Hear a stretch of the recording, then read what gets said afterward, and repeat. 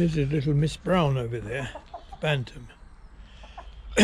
She was on her own for ages, and then we got these new hens, the hybrids, and little Miss Brown there, she spent lots of time outside their pen. So one day when I let them out, they all had a bit of a fight, and now they're all friends, and she waits for them every morning when they come out of their pen. It's all very sweet. Oh, wearing my cowboy hat today. Not because I'm going to do anything cowboyish. I was going to say I haven't got a horse. I just thought I'd, show you the different varying aspects of my headgear. Being silly. Now, it's a funny thing, isn't it? The way things happen. I was looking at my blacksmith shop yesterday, and I was thinking, what this shop needs is a great big grindstone. They used to have those big old wind-up grindstones. And I looked up on eBay and online, and you can find them. They're very old ones, blooming expensive. And then it suddenly occurred to me that I used to have a great big old grindstone. I mean, I'm talking 30 odd years ago. Now then, I thought I wouldn't have thrown that away.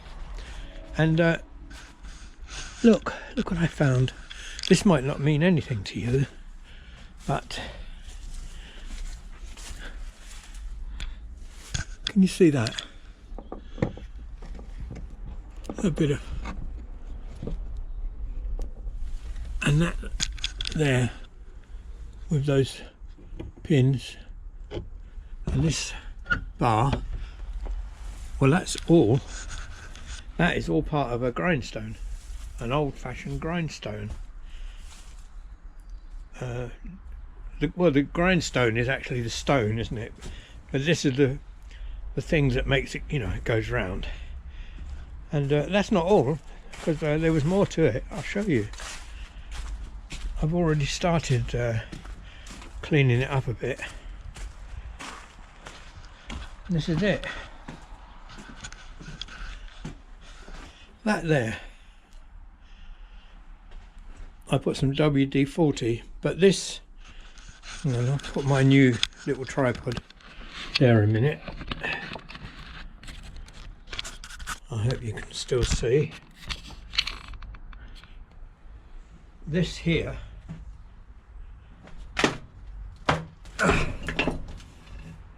goes, can you see that? That goes, I've got to make a sort of a form thing for it to go on. That end goes on one end, that goes on the other, and the stone goes in the middle there. And then I've got to use my blacksmithing skills to make a handle, because I haven't got that.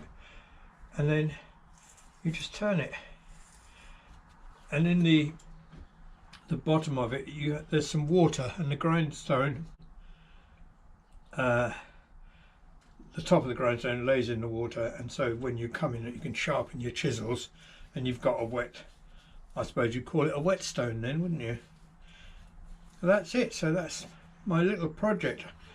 I was about to chop up some firewood, but I think that can wait, because I'm enthusiastic. This is what happens to me. I get waylaid with other little schemes. But I mean, isn't that amazing? I've been looking up grindstones, and I had one all the time. All I've got to do is make the sort of box that it fits on. I'm really chuffed. That's all I've got to say, really. I know I said I'd tell you a story, but that'll be another video. That'll be the next video. I'll make you a promise. I'll tell you the story about the old lady I knew. Her name was Nurse Reid. Very, very elderly. Lovely lady. I'll tell you that story next time. So it's a very short video, I'm afraid, but you know, I want to keep you entertained. So I'll see you again shortly. Look at that old wheel up there I just spotted. That's something my son George found in his travels when he was doing his antique dealing. That's I'll say goodbye. Something else to talk about. That is a belt that a pulley goes on from an old mill, or well, any old working area where you could use belts onto all the other pulleys and onto a tractor, and yeah, it goes from one of those to another one, and then to the actual machine. I mean, that's a couple of 100 years old. That I've just had another thought. Somewhere I've got buried round the back here, not literally buried, but not able to get to it because of everything in the way, because I'm so messy. But come this way. Yes, do you see that blue tarpaulin there? Well, underneath there, can you see the wheels? Underneath that tarpaulin is a Lister engine, which is about over 100 years old. That's a little, next to it is a little old water pump. I mean, I haven't started that for years. I think there's actually a video of me, of that going, and me doing a little dance to the thump thump thump. So I'll have to get that going again and try and make some sort of running machinery. While I'm talking about all these things, I'll just show you this. I bought this thing here.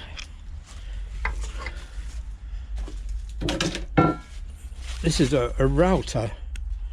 It was used for, you have chisels in there. I've got them somewhere. Chisels go in there, and then you put it was made for making Sussex fencing. Sussex fencing is made out of chestnut big railings, and the router, you pull the handle down, it's got that weight on the end there. It needs, like everything else, it needs an oil in, but it does work. It just got a bit jammed because of the rust. But you cut the holes in it, and then the other bits of posts stick into these holes. Yeah, it's an old router. It's very, very, very heavy indeed. I can't move it. But I actually went to the mill that it was I just like it. I love all these wheels and things like that. That's what infuses me. I just thought, see, I've got this old tractor seat here, or maybe it's not a tractor seat. It looks like a tractor seat. It's exactly the same shape, but this is the part of it here. That's from a harvesting. What do you know, when they used to go along behind and cut the corn. Some of you might not know about them, but they used to sit behind these great big machines, and they could be pulled by a horse or a tractor. And I've just seen that there and just thought I could maybe, with my grinder that I'm going to make, I could maybe fit a seat. I could maybe fit a seat onto it. And all these ideas I have, and that's why I never get a minute's peace in my brain. Something always happening. Anyway, I've made this video a little bit longer, so that's a good thing. Now I've got to go.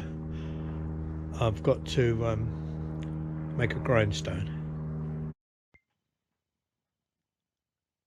How long does a person have to live before they're qualified to be known by the prefix old? A long time, I would think. I mean, I'm certainly too young to be called Old John Bain. Years and years ago, actually it would have been 1960, when I was a boy of 13 years old and living in Scotland. I had a lovely friend. Everyone referred to her as Old Nurse Reid. I've no idea just how old she was, but to my young eyes, and despite the twinkle in hers, she looked fairly ancient. Hope she'll forgive me for saying that. She's long gone. She'd served as a nurse in the First World War, probably the Second as well. So in the 60s, she'd certainly been around for a while. Old Nurse Reid's hair was short, straight, pure white, and brushed back in the no-nonsense kind of way that seemed, in those days anyway, to be the badge of the professional woman.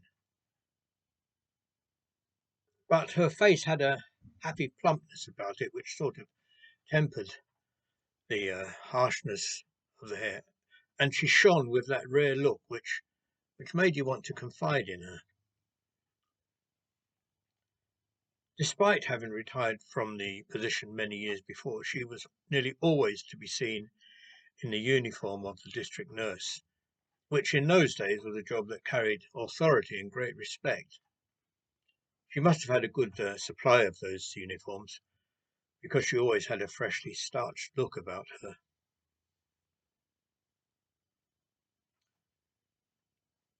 By the age of 13, I'd just about given up on school.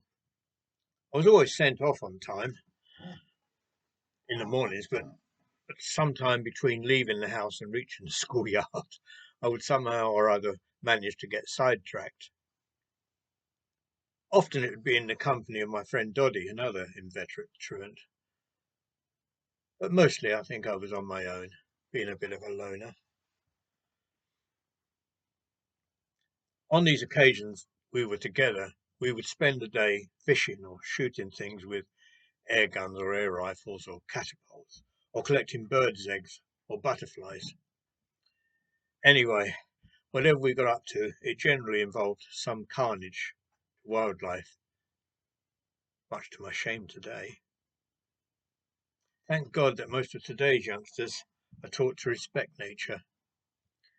In my childhood, we were nowhere near as aware.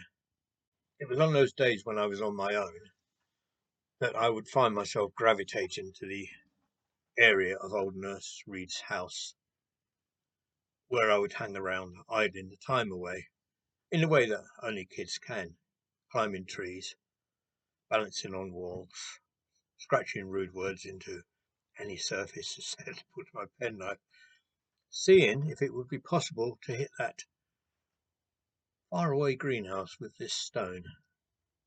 Whoops. Sometimes it was. In fact, it's all those kind of things which, if I saw kids doing today, I would frown disapprovingly, but then I'd remember that I was young once. Eventually, old Nurse Reid would see me loitering by her gate and invite me in, which was what I'd been waiting for. The usual routine on these occasions was for me to be given a broom and asked to sweep the path, or maybe take a wet chamois leather and a bucket of water with vinegar in it and give her kitchen window a clean. I loved doing odd jobs for her. Strangely enough, I had entirely the opposite reaction when asked to do a chore at home. When I'd completed my task, old Nurse Reid would bring out the cake tin, and we would share a slice or two and a cup of tea, while she told me stories about her life and listened to me complaining about mine. After a while, she would ask me to fetch 2 glasses from the polished oak sideboard, while she fetched a bottle of her homemade rhubarb wine from the larder. It was so nice to sit at the table in her cosy little parlour, sampling the wine and looking at her collection of photo albums, where every picture was brought to life by her powers of memory and description. That rhubarb wine was potent stuff, and she would limit my consumption of it, but not before that the alcohol had reached my brain and bathed me in its warm glow. I suppose today old Nurse Reid would no doubt be castigated. That's a good word, isn't it? For giving alcoholic drink to a child. Not that I would have told on her.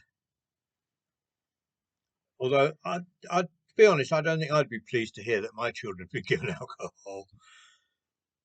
But I liked her, and I felt good in her company. So there.